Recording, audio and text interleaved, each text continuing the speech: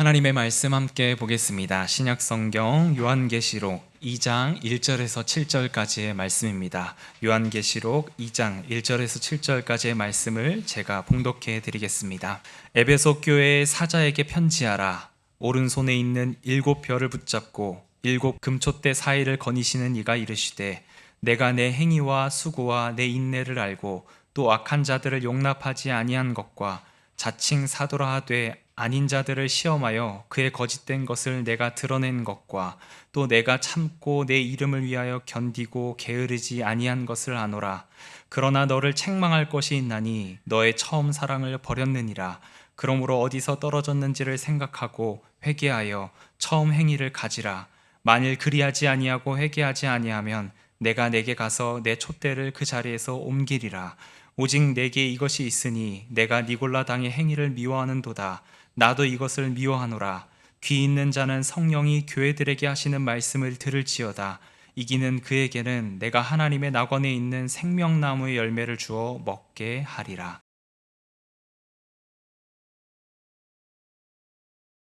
오늘은 교회 세움행전 첫 번째 시간으로 말랑말랑한 교회라는 제목으로 함께 말씀을 나누고자 합니다. 우리는 지난 몇 달 동안 창세기에서 야곱의 말씀을 함께 나누었습니다. 성경에 기록된 야곱의 모습을 자세히 들여다보니 우리네 인생의 모습이 그 안에 담겨져 있음을 우리는 보게 되었습니다. 그리고 하나님께서는 그 야곱을 빚으시고 다듬어 주셔서 결국은 이스라엘로 변화하게 하시고 바꾸게 하셨다라는 겁니다. 야곱의 이름의 뜻은 붙잡는 자입니다. 이스라엘이 가지고 있는 이름의 뜻은 하나님께 붙들린 자입니다. 하나님의 말씀을 붙들고 하나님을 붙들고 싸워서 이긴 자, 이게 이스라엘의 뜻입니다. 처음에는 내 인생을 내가 내 마음대로 붙들고 살아가겠다 한 그 인생 야곱을 하나님께 붙들어 이 세상을 이기는 자로 변화시키는 하나님의 놀라운 섭리가 그 야곱의 여정 속에서 담겨져 있었습니다. 그 야곱의 여정을 통해서 우리에게 하나님은 말씀합니다. 하나님의 길에 들어선 모든 주의 자녀들은 내가 지금부터 영원까지 지키고 함께 하겠다. 이게 하나님의 약속의 말씀입니다. 근데 이 말씀은 창세기에서 끝나는 것이 아니고요, 요한계시록에까지 이어집니다. 요한계시록을 통해서도 하나님은 내가 너와 함께 하겠고 내가 너를 영원한 영적 이스라엘, 이기는 자의 삶을 살아갈 수 있도록 너를 도와주겠다라고 말씀합니다. 따라서 우리가 지금부터 이제 살펴보는 요한계시록의 말씀은 이 땅을 살아가는 성도와 교회들이 어떻게 세상을 이기며 살아가는지 예수님께서 하시는 응원의 메시지로, 그리고 예수님께서 우리에게 회복해 하시는 말씀으로 들어야만 합니다. 특별히 당시에 소아시아에 세워진 7 교회들이 더 건강하게 설 수 있도록 예수님께서 그 교회를 진단하고 회복할 수 있는 길을 알려주시는데, 그 말씀을 통해서 오늘 이 땅에 세워진 교회들도 동일하게 우리 교회를 들여다보고 진단케 하시는 하나님의 말씀, 예수님의 말씀으로 들을 수 있어야 합니다. 예수님께서는 7 교회를 향하여 말씀하시면서 마지막으로 그 교회를 향한 약속의 말씀 가운데 이기는 자에게는 내가 이러한 약속을 하겠다라고 말씀합니다. 그래서 7 교회에 동일하게 이제 이기는 자라고 하는 표현을 사용하고 있는데요. 이 이기는 자라고 하는 것은 영적인 이스라엘의 또 다른 표현입니다. 그러니까 하나님을 붙들고 하나님의 말씀을 붙들고 세상을 이기는 자, 이게 이제 이스라엘이라는 의미이고요, 영적 이스라엘이라는 의미를 함의하고 있습니다. 그렇게 이기는 자에게 내가 상을 주고 너와 함께 하겠다라고 약속합니다. 이렇게 이기는 자에 대한 말씀은 에베소 교회로부터 시작되어 마지막 라오디게아 교회까지 7 교회에 모두 이제 언급하시는 말씀입니다. 오늘 우리가 읽은 7절의 말씀에 보면 이기는 그라고 표현하고 있고, 서문화 교회에 보낸 편지의 11절에도 보면 이기는 자라고 표현하고 있고, 이어서 버가모, 두아디라, 사데, 빌라델비아, 라오디게아 7교회 모두 다 주님은 그 교회가 이 땅에서 이기는 교회, 이기는 자로 서기를 원하고 그러한 자들에게 약속을 허락하신다라고 말씀하고 있습니다. 이렇게 교회를 향하여 약속하시고 또 교회를 진단하실 수 있는 분은 오직 교회를 세우신 예수님 뿐입니다. 그렇게 7교회를 향한 이 예수님의 말씀 편지를 잘 읽어가는 것은 우리에게, 오늘 이 시대에 살아가고 있는 우리에게, 교회에게 너무나도 중요한 말씀입니다. 이제 우리 교회도 세워진 지 이제 3년째로 접어드는데요. 이렇게 3년째로 접어들면서 우리 교회가 부족한 것이 무엇이 있고 또 열심히 하고 있는 것이 무엇인지를 좀 진단받고 싶을 때가 있습니다. 여러분들도 이제 건강에 좀 무엇인가 조금 이상함을 느끼면 병원에 가서 건강검진을 받잖아요. 그럼 건강검진을 통해서 우리의 그 몸의 상태를 좀 살펴보고 지금 잘하고 있는 것이 무엇인지 잘못된 것이 무엇인지를 들여다보면서 회복할 수 있는 그 길을 찾게 되기 때문입니다. 마찬가지로 예수님도 이 소아시아 7교회를 향하여 진단하시고 그 교회가 회복해야 되는 것이 무엇인지, 잘하고 있는 것이 무엇인지를 명확하게 말씀해 주십니다.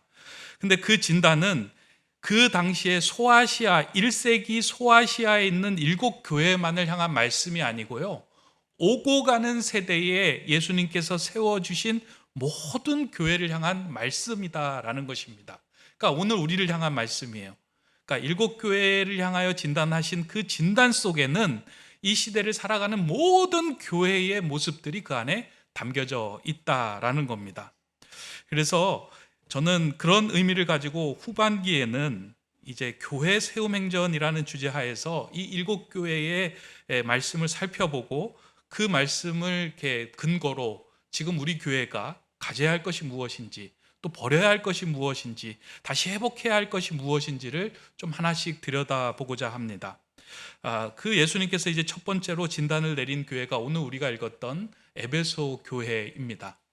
근데 이제 각 교회를 향한 말씀을 읽기 전에 7교회를 향하여 예수님께서 이제 말씀하시면서 공통된 구조를 가지고 이제 7교회 편지와 말씀을 하시는데, 이 구조를 좀 우리가 먼저 이렇게 머리에 넣어둘 필요가 있습니다. 예수님께서 이제 각 교회 편지를 보내면서 제일 먼저 하신 것이 무엇이냐면 이 교회에 편지를 보내는 주님이 누구인지를 명확하게 이제 드러내고 있습니다. 그러니까 예수 그리스도가 말한다 이렇게 표현하지 않고요, 이 교회에 걸맞는 그 주님의 속성을 이렇게 드러내시면서 그 교회를 향하여 편지를 보내고 계신다. 그러니까 각 교회마다 조금씩 그게 묘사하는 바가 다르다라는 거고요. 그리고 난 후에 각 교회의 상황을 진단하시고 난 후에 그 교회를 향한 칭찬과 책망의 말씀을 하십니다.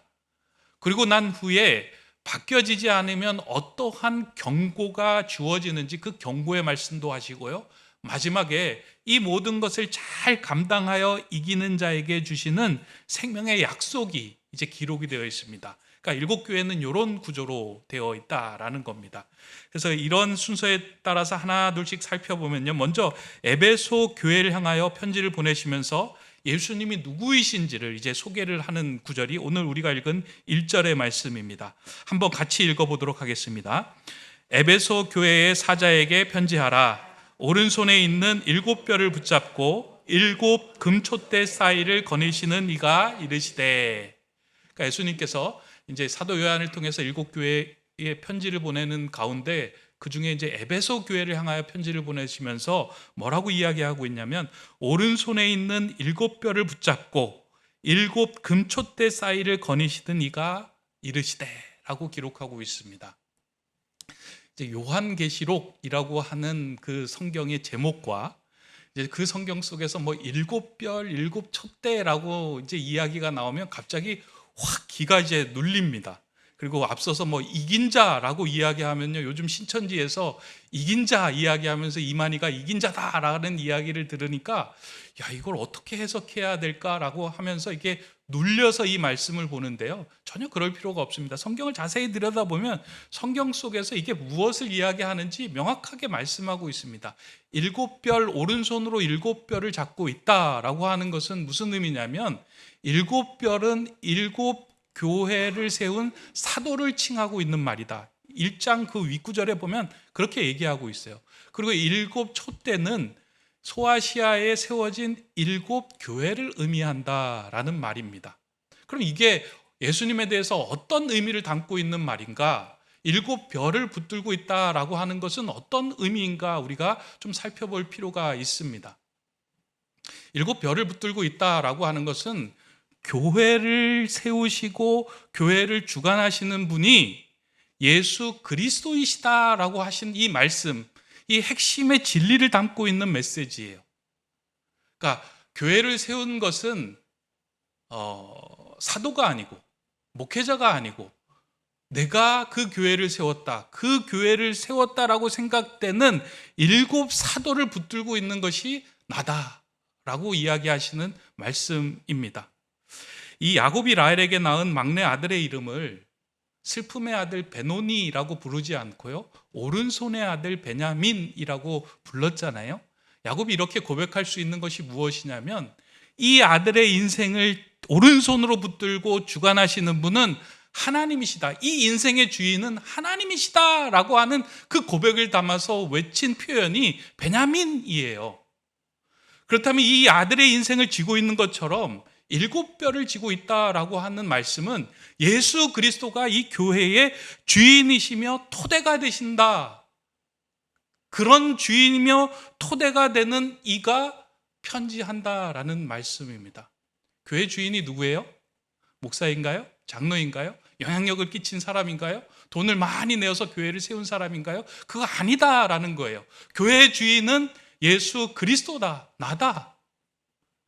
그리고 이어서 예수님이 금촛대 사이를 거니신다라고 표현한 것은 교회에는 예수님의 임재가 있어야 하는 곳이다 라고 말씀하신 거예요. 그러니까 일곱 금촛대 사이를 예수님께서 왔다 갔다 하시면서 그 교회를 주관하여 주시고 지켜주시고 임재하시며 동행하신다라고 하신 말씀이에요. 아무리 교회가 화려하고 아무리 교회에 돈이 많고 아무리 교회가 세상적으로 훌륭한 일을 하더라도 그 교회 안에 예수 그리스도의 임재가 없다면 그것은 교회가 아니다 라고 하시는 말씀입니다. 이렇게 예수님은 자신의 핏값으로 세우신 교회를 붙들고 계시며 그 교회가 온전히 세워지기를 바라는 마음으로 그 교회에게 편지하며 그 교회를 진단하며 그 교회가 나아가야 할 새로운 방향을 제시한다라고 하신 말씀이 1절의 말씀입니다. 그렇게 예수님께서 애정의 마음으로 에베소 교회의 구석구석을 다니신 후에 이제 진단을 내리십니다. 이 말씀을 읽다가요, 백종원 씨가 했던 그 영상 골목 식당, 그게 이제 이렇게 오버랩돼서 이렇게 보여지더라고요. 백종원 씨가 이제 식당이 안 되는 곳을 찾아가서 그 식당에 대해서 뭐 여러 가지 이제 그 해결책을 제시하고 음식도 이렇게 봐주고 손님을 접대하는 것도 봐주고 막 이렇게 하잖아요. 그리고 난 후에 다시 한번 그 식당을 찾아가는 경우가 있습니다. 그게 제대로 되고 있는가? 근데 언젠가 그 영상을 보는데요, 이 백종원 씨가 울면서 이야기하는 거예요. 내가 언제 그렇게 말했시오? 막 이러면서 내가 처음에는 이렇게 말하지 않았잖아요. 왜 거짓말해요? 막 이러면서 이야기하는 거예요. 처음에 그 마음을 다 잃어버렸다라고 이야기를 하면서 거기서 막 울면서 이렇게 한탄하는 모습. 그리고 난 후에 또 잘된 모습은 또 잘되었다 칭찬하는 그 모습들이 이제 거기 안에 담겨져 있는 거예요. 제가 이 모습을 보니까 질적으로는 차이가 있겠지만 예수님께서 에베소 교회 구석구석을 다니면서 성도들의 모임, 그리고 교회가 예배하는 모습, 그리고 그 교회가 세워진 역사들을 다 들여다보시면서 진단하시고 말씀하는 거예요. 그 두 가지 진단을 내리세요. 칭찬할 것과 책망할 것. 그에 대해서 오늘 본문 2절, 3절의 말씀이 이렇게 기록하고 있습니다. 내가 내 행위와 수고와 내 인내를 알고 또 악한 자들 용납하지 아니한 것과 자칭 사도라 하되 아닌 자들을 시험하여 그의 거짓된 것을 내가 드러낸 것과 또 내가 참고 내 이름을 위하여 견디고 게으르지 아니한 것을 아노라. 이건 칭찬의 말씀이에요. 지금 에베소 교회를 내가 구석구석 들여다보니까 내 행위와 인내와 수고를 내가 알겠다. 교회는 어떻게 세워집니까? 성도들의 수고와 인내와 애씀 가운데 교회가 세워져요. 우리 교회가 처음 세워질 때요, 많은 분들이 나오셔가지고 이 교회를 이렇게 세우기 위해서 수고와 애씀을 아끼지 않으셨어요. 그러니까 옥상에 이제 저희가 이렇게 집 같은 거, 이렇게 정자 같은 거를 세울 때, 그리고 바닥을 만들 때 그걸 사서 한 게 아니고요, 나무 하나 만들어 가지고 드라이버로 돌리면서 이제 그 일들을 다 하는 걸 보면서 정말로 수고하시는구나, 애쓰는구나, 이렇게 교회가 세워지는구나 라는 생각이 들 정도로 정말 시간을 내서 그 일을 감당을 했습니다. 아마 에베소 교회는 더 큰 수고와 애씀과 감당 가운데 그런 교회가 세워졌을 것입니다. 그런데 여기에서 한 걸음 더 나아가서 뭐라고 이야기하냐면, 악한 자들을 용납하지 않고 자칭 사도라 하는 자에게 현혹되지 않는 복음의 순수성이 있는 교회다라고 칭찬하시는 거예요. 그 당시에 교회 안에 들어왔던 자칭 사도라고 하는 이단들, 그리고 이단 비슷한 1.5단들이 들어와 가지고 교회를 자꾸 어렵게 하는 거예요. 1.5단이 들어온 게 뭐예요? 니골라당, 거의 2단에 가깝죠. 니골라당이 들어와서 교회를 어지럽히는데 뭐라고 이야기하면, 너가 예수 그리스도를 믿지? 오케이, 믿으면 됐어. 그러면 내 육신의 행동은 아무렇게나 해도 돼. 세상에서 중요하게 여기는 것 해야지. 어떻게 예수만 믿고 살아갈 수가 있냐? 하나님만 어떻게 붙들고 살아갈 수 있냐? 세상에 적당하게 즐기는 쾌락, 유혹, 이 모든 건 너의 육신은 다 사라질 거야. 괜찮아, 해. 라고 주장하는 그 니골라당이 와가지고 이야기했을 때 에베소 교회는 거기에 현혹되지 않았다라는 겁니다. 그러니까 그들이 엉뚱한 이야기를 하는 그 상황에 대해서 하나님의 복음의 순수성을 지키며 그들의 길을 따르지 않았다. 내가 이걸 칭찬한다 라고 주님께서 그 교회를 칭찬하는 거예요. 얼마나 아름다운 모습입니까? 얼마나 귀한 모습이에요. 교회가 이렇게 세워질 수 있었던 이유는, 사실은 에베소 교회는 소아시아 교회에서 가장 중심이 되는 교회였는데, 사도 바울이 이제 그 3차 전도 여행 중에서 세운 교회가 이 에베소 교회예요. 2년 반이나 이례적으로, 그러니까 사도 바울이 전도 여행 중에서 교회를 여러 개 세우는데 한 곳에 오래 머물러 있었던 적이 없습니다. 2개월, 3개월 그 교회가 세워지면 바로 떠난 거예요. 그런데 에베소 교회는 2년 반 이상이나 그곳에 머물면서 성도들을 신앙으로, 말씀으로 가르치는 거에 최선을 다했어요. 수많은 사람들이 그 교회에 몰려왔을 때 그들을 복음의 자녀로 이렇게 양육하기 위해 마음을 쏟았던 것이 이 에베소 교회입니다. 그 당시 에베소에 행행했던 이방 우상이 아데미 우상이었는데요. 지금도 이제 그 에베소 지역에 가면 흔적이 남아 있기는 하지만, 그 지역에 이제 다산과 풍요의 신이었던 그 신이 아데미 신이에요. 이렇게 가슴이 24개나 달려 있는 그 우상인데, 그만큼 많은 풍요와 다산을 이제 이야기하는데, 많은 사람들이 그 우상을 섬기기에 애를 썼던 장소가 그 에베소입니다. 근데 이 우상에 물들지 않게 하기 위해서 수고와 애를 쓰는 거에 최선을 다했던 교회가 이 에베소 교회입니다. 그리고 이러한 일들이 가능할 수 있었던 이유는, 이 교회는 담임하는 목회자들이 당대 최고의 목회자들이었습니다. 1대 목사가 사도 바울, 2대가 디모데, 그러니까 복음 안에서 낳은 아들 디모데, 그리고 3대가 사도 요한. 그러니까 성경 속에서 쟁쟁한 인물들이 다 이 교회의 담임 목사로 지나가는 거예요. 그때 보니까 복음의 순수성과 확고한 진리와 견고한 교리를 세워가는데 부족함이 없었던 교회가 이 에베소 교회입니다. 여러분 좀 부럽지 않으세요? 당대에 여러분들이 좋아하시는 이제 그 훌륭한 목사님들이 와가지고 이제 이 높은 데 세운 교회 1대, 2대, 3대 막 지나가면서 그 복음의 그 열정에 뜨거운 것들을 막 가르쳐주고 있는데, 그런 상황에서 이제 그런 일들이 벌어졌는데요. 예수님께서는 그런 교회를 칭찬하던 중에 이제 한 가지 책망의 말씀을 하시는 거예요. 근데 저는 이 책망도 사실 예수님께서 에베소 교회 너 너무 잘못됐다, 너 안 된다라고 버리기 위한 책망이 아니고요, 애정을 담아서 너 이것만 가지면 정말로 교회가 온전히 순수하게 설 수 있다라고 하는 그 애정에 담긴 이야기로 말씀으로 하시는 말씀입니다. 2장 4절에 그러나 너를 책망할 것이 있나니 너의 처음 사랑을 버렸느니라.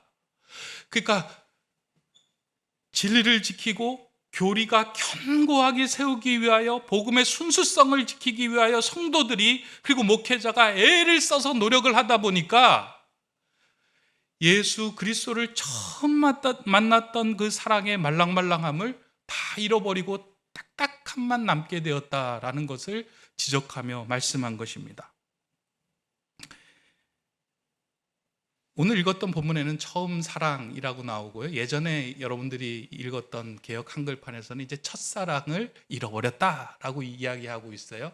근데 이제 첫사랑을 처음 사랑으로 이렇게 바뀐 이유를 이제 여러 사람이 얘기하는데, 이렇게 설교 시간에 첫사랑을 회복하라라고 이야기하면 성도님들이 자꾸 이제 첫사랑으로 이렇게 저게 흘러간다는 거예요. 그래서 야, 내 첫사랑이 누구였지? 막 이러면서 이게 지금 처음 사랑, 예수님을 만났던 그 사랑을 얘기해야 되는데 그 사랑에 빠져가지고 설교를 제대로 듣지 못한다. 그래서 이제 처음 사랑으로 바꿨다라는 그런 어떤 이게 이야기가 있는데요. 첫사랑을 생각하지 마시고요. 이 처음 사랑이라고 이야기하는 건 뭐냐면, 예수 그리스도를 우리가 처음 만났을 때 우리의 말랑말랑한 마음, 그 상태를 이야기하는 거예요. 여러분들이 예수 그리스도를 처음 만나고 알게 되었을 때요, 마음이 참 말랑말랑합니다. 그냥 교회 나와서 예배하는데도 눈물이 흐르고 그 사랑 안에 있는다는 자체가 너무나도 기쁘고 감격이 되는 거예요. 그리고 성도들을 만났는데 성도들이 따뜻하게 배려해 주는 그 모습이 너무나도 좋은 거예요. 그 말랑말랑한 모습으로 뭐든지 할 수 있겠다라는 생각을 하게 되는데요, 그런 말랑말랑함이 시간이 흐르면서 점점 딱딱해지는 거예요. 신앙생활에서 우리가 너무나도 딱딱하고 경직되어 갈 때는 그 신앙은 다른 사람을 포용하고 이해하는 신앙이 아니라 정죄하고 판단하는 신앙으로 바뀌게 됩니다.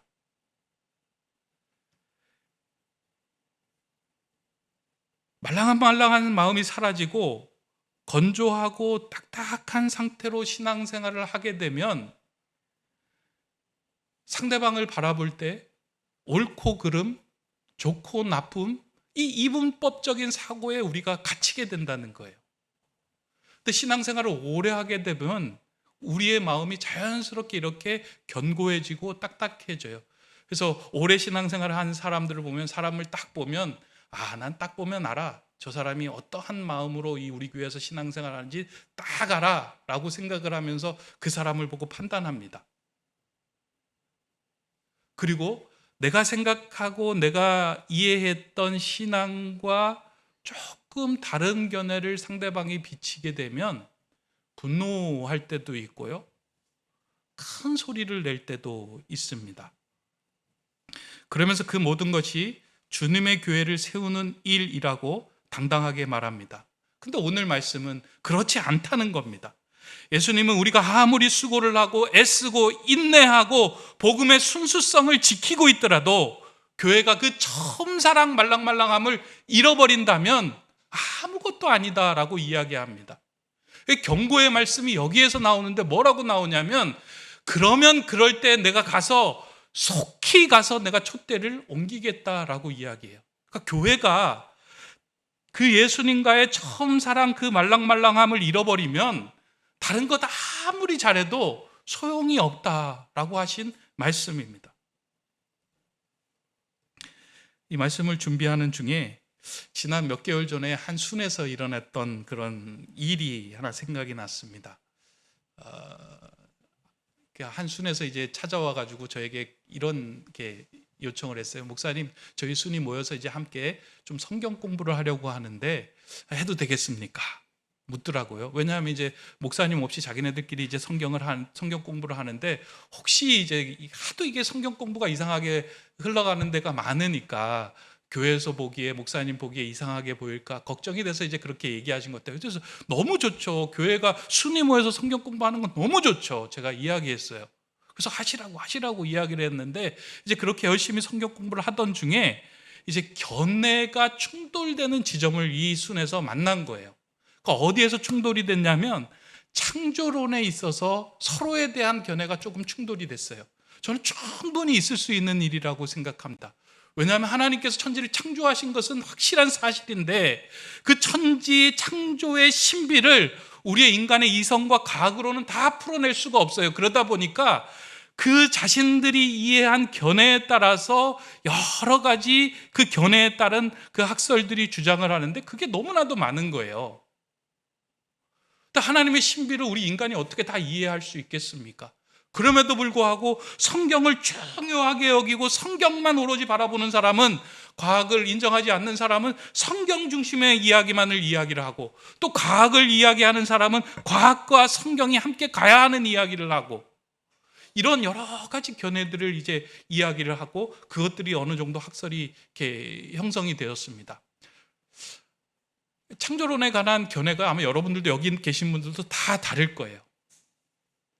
크게 창조론은 지금은 네 가지로 나누어져 있어요. 뭐 이렇게 아시는 분도 있고 처음 들어보시는 분들도 있겠지만, 뭐 젊은 지구론, 그러니까 성경 그대로 이렇게 올라가 봤더니 한 6천 년 정도 되었다. 오래된 지구론, 참 점진적으로 이렇게 창조가 이루어지고 완성되어 간다. 그리고 지적 설계론, 하나님의 크신 계획 가운데 이 창조가 이게 형성이 되었던 것이다. 그리고 이제 진화론적 그 창조론, 진화적 창조론, 이런 걸로 이제 네 개의 견해를 가지고 있는데요. 각자 가지고 있는 견해가 일리도 있고 뭐 이렇게 맞는 부분들이 있습니다. 사실 저도 지금까지 이제 신앙생활을 하면서 지금까지 하나님께서 천지를 창조하셨습니다, 하나님께서 사람을 창조하셨습니다 라고 하는 이 창조에 대한 견해가 흔들린 적은 한 번도 없습니다. 그런데 창조론에 대해서 공부하면서 조금씩 제 시각이 바뀐 부분이 있습니다. 그래서 어렸을 때 제가 받아들였던 그 창조론에 대한 시각하고 지금 가지고 있는 시각이 조금 다릅니다. 그렇다고 해서 저는 제 시각이 온전히 맞다, 그래서 여러분들도 함께 와야 된다라고 저는 생각하지는 않습니다. 왜냐하면 그 과정을 통해서 하나님과의 만남과 하나님과의 질문과 우리를 통하여 하나님께서 말씀하시는 그 온전한 과정들이 그 안에 다 녹아져 있기 때문에, 그 여정을 거쳐서 하나님께서 말씀하시는 것이 무엇인지를 이렇게 받아들이고 수용하는 그것이 필요하다라고 생각하기 때문입니다. 근데 이 일이 생기면서요, 제가 너무 감사하게 생각하는 건, 이런 의견이 충돌이 생기면 교회에서는 이렇게 탁탁하게 부딪힙니다. 그래갖고 내 의견이 맞는데, 저 사람 틀려, 왜 신앙이 저런 신앙이야 라고 이야기하면서 판단하고 그 사람을 이렇게 멀리하는 일들이 있을 수 있는데, 그걸 수용하고 말랑말랑하게 다 포용하고 함께 간 거예요.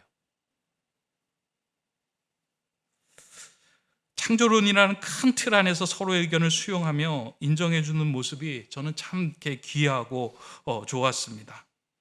우리는 하나님이 천지를 창조하시고 예수 그리스도께서 십자가를 통해서 우리를 구원해 주셨다라고 하는 이 복음의 진리, 이것을 지키고 사수하는 데는 견고해야 되고 딱딱해져야 합니다.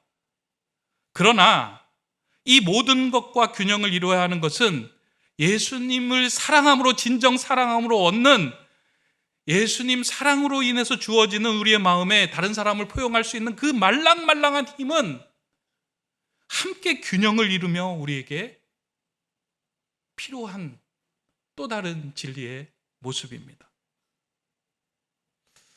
그래서 그 힘으로 상대방을 포용할 수 있어야 합니다. 저는 우리 교회가요, 좀 말랑말랑한 교회가 되기를 원하고 소망합니다. 그래서 교회 와서 조금 실수하고 조금 부족한 모습 보여도 그 사람 받아주고 말랑말랑하게 그 사람을 품어줄 때요, 그곳으로 복음이 들어가고 그곳으로 하나님의 사랑 속으로 더 들어가는 거예요. 그런 말랑말랑한 마음을 가질 수 있는 비결은 다른 데서 오는 것이 아니고요.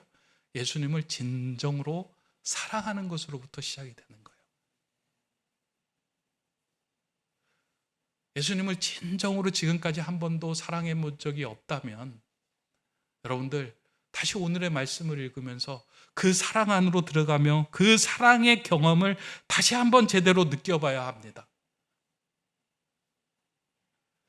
우리가 예수님을 진정으로 사랑하면은요, 마음속이 말랑말랑해집니다. 그러면 부모님을 향하여 대할 때 부모님과의 관계 속에서 넘어설 수 없었던 그런 딱딱한 그 담들을 넘어설 수 있는 말랑말랑함이 생기는 거예요. 배우자 사이 속에서도 넘어설 수 없었던 그 관계의 문제를 말랑말랑하게 풀 수 있는 힘을 갖게 되는 거예요. 자녀들을 바라보면서요, 그 자녀들을 수용하고 포용할 수 있는 말랑말랑한 힘을 우리가 갖게 되는 거예요. 이건 다른 곳에서 오는 것이 아니고요, 예수 그리스도를 진정으로 사랑하여 그 사랑함으로 통하여 우리에게 주시는 그 말랑말랑한 힘을 얻을 때 가능한 것입니다.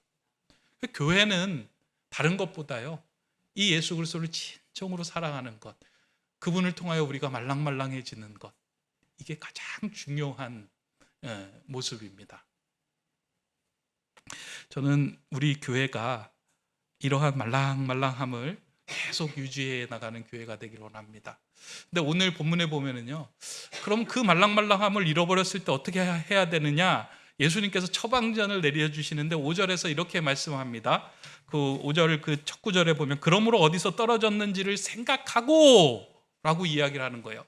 아, 내가 너무 딱딱하구나, 누군가를 판단하고 정죄하고 그 사람들에 대해서 너무 이렇게 딱딱한 모습으로 다가설 때는 그러므로 어디서 떨어졌는지를 생각하고 그 처음 사랑의 말랑말랑함이 어디서부터 떨어졌는지를 생각하라, 멈추어 서라. 그리고 난 다음에 회개하여 돌이키라라는 말이에요. 그리고 나아가서 처음 행위를 가지라라고 이야기를 합니다. 그게 세 단계예요. 생각하라, 그리고 돌이키라, 그리고 처음 행위를 가져라. 사랑이라는 것은, 말랑말랑한 힘이라는 것은 그냥 우리의 생각만 갖고 있는 것이 아니고요, 그 처음 행위로 돌아가 그 말랑말랑한 삶을 살아내는 것을 이야기해요. 그 사랑은 명사가 아니라 동사라고 이야기하잖아요. 그러니까 사랑이라는 것은 행동, 행위와 함께 가요. 아, 우리 높은 데 세움교회 갔더니만 참 딱딱하지 않고 말랑말랑하네, 참 사랑이 넘치는 교회야. 저는 이런 소문이, 이런 게 말씀이 들리는 교회가 되면 참 좋겠다 생각합니다. 그런 교회로 세워지는, 그렇게 세상을 이기는 교회에게 주시는 약속이 7절의 말씀입니다.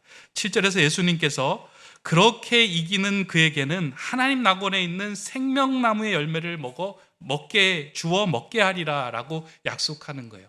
생명나무의 열매를 그 교회에, 그런 공동체에, 그런 사람에게 주어서 먹게 하리라.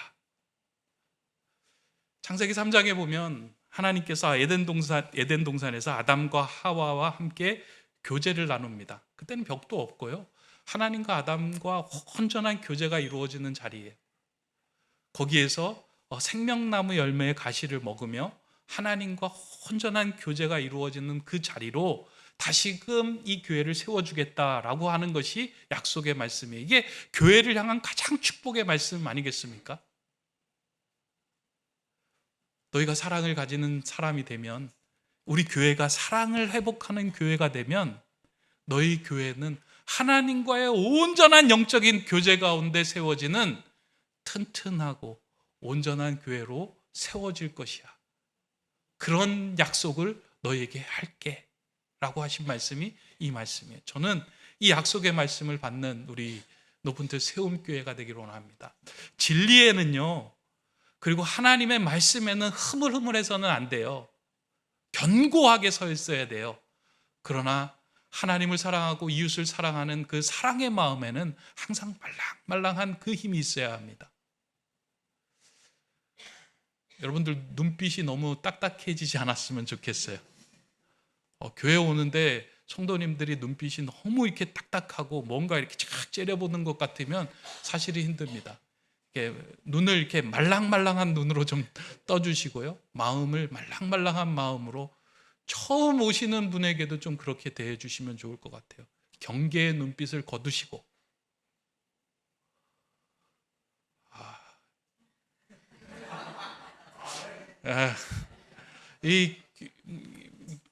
우리 교회는 이제 뭐 그런 분이 없겠지만 혹시 신천지가 들어오는 거 아니야 하고 막 경계의 눈으로 확 뜨고 보시지 마시고, 신천지가 들어오더라도 여러분의 말랑말랑한 그 눈빛에 막 그들이 막 녹아질 정도로 그런 따뜻함과 말랑말랑한 힘을 가진 주님의 교회 되기를 주님의 이름으로 축원합니다. 기도하겠습니다. 교회를 세우시고 온전케 하신 하나님, 오늘 에베소 교회를 향한 말씀을 통하여 우리 교회를 들여다보게 하심에 감사드립니다. 하나님의 말씀과 복음의 순수성을 견고히 지키는 교회 되게 하시고, 하나님께서 주신 그 말랑말랑한 마음으로 하나님을 사랑하고 이웃을 더 사랑하는 교회 되게 하여 주옵소서. 우리 교회를 주님이 거니시며 하나님의 영적인 교제가 넘치는 말랑말랑한 교회로 세워주시기를 간구하며 교회 주인이신 예수 그리스도의 이름으로 기도드립니다. 아멘.